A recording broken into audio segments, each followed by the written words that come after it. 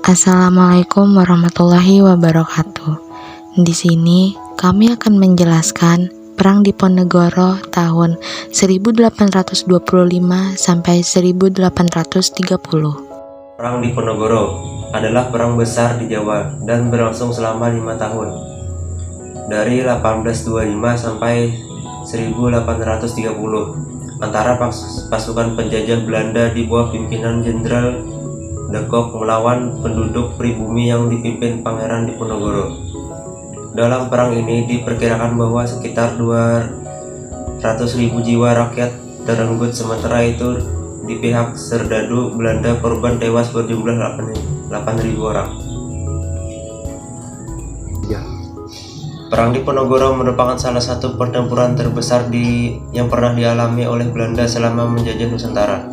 Peperangan ini melibatkan seluruh wilayah Jawa, maka disebutlah perang ini sebagai Perang Jawa. Pada pertengahan bulan Mei 1825, pemerintahan Belanda yang awalnya memerintahkan pembangunan jalan dari Yogyakarta ke Magelang melewati Muntilan mengubah rencananya dan membelokkan jalan itu melalui Tegalrejo. Ternyata di salah satu sektor Belanda tepat melintasi makam dari leluhur Pangeran Diponegoro. Hal ini membuat Pangeran Diponegoro tersinggung dan memutuskan untuk melewatkan Belanda. Beliau kemudian memerintahkan bawahannya untuk mencabut patok-patok yang melewati makam tersebut.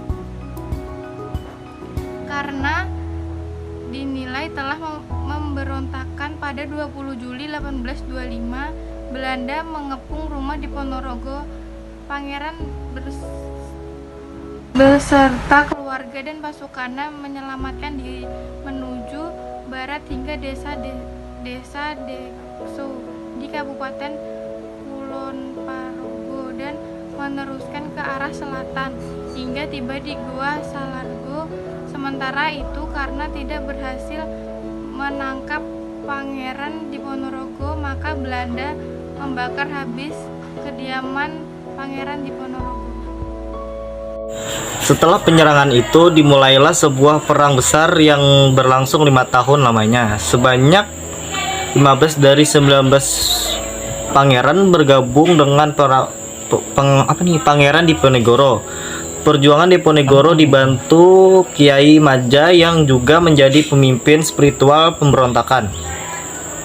Serangan-serangan besar rakyat pribumi selalu melaksanakan pada bulan-bulan penghujan. Penyakit malaria, disentri, dan sebagainya melemahkan kondisi fisik bahkan merenggut nyawa pasukan Belanda. Sebab umum kekuasaan Raja di Yogyakarta semakin sempit karena di daerah pantai utara Jawa Tengah dikuasai oleh Belanda. Golongan bangsawan sangat kecewa karena Belanda melarang kaum bangsawan untuk menyewakan tanah yang berpihak pada praktik clear. Kaum ulama Islam merasa resah karena berkembangnya menunggu kebudayaan barat yang sangat menunggu dan bertentangan dengan agama. Kehidupan rakyat semakin menderita karena Belanda melakukan tindakan pemerasan. Pangeran Diponegoro merasa kecewa tidak akan menjadi pengganti raja, melainkan hanya sebagai wali raja.